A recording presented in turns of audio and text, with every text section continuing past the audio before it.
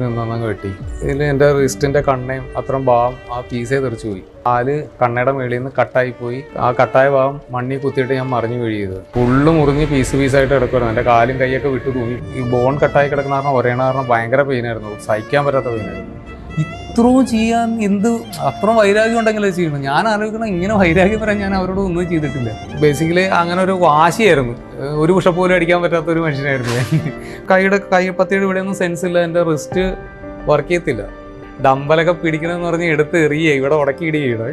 Exercise ചെയ്തിട്ട് നമുക്ക് ഇവിടെ ഒരു കമ്പി ഉണ്ടായിരുന്നു, അത് ഇവിടെ നിന്ന് തുളഞ്ഞ് പുറത്തോട്ട് പോകുന്നു. ബാക്കിൽ നിന്ന് ഒരു തട്ട് കിട്ടിയ ഓടിയെന്ന് പറഞ്ഞ് ഞാൻ 300-350 കിലോ വരെ ലെഗ് പ്രസ് ചെയ്യും. അനുഭവിക്കാവുന്ന വേദന മുഴുവനും അനുഭവിച്ചു. ഒരാൾ മാത്രം എന്നേ അറിയുള്ളൂ, ബാക്കി വന്ന് ഡ്രഗ്സ് ഇത് അടിച്ചിട്ട് വന്ന് വെട്ടിയിട്ട് പോയതാണ്.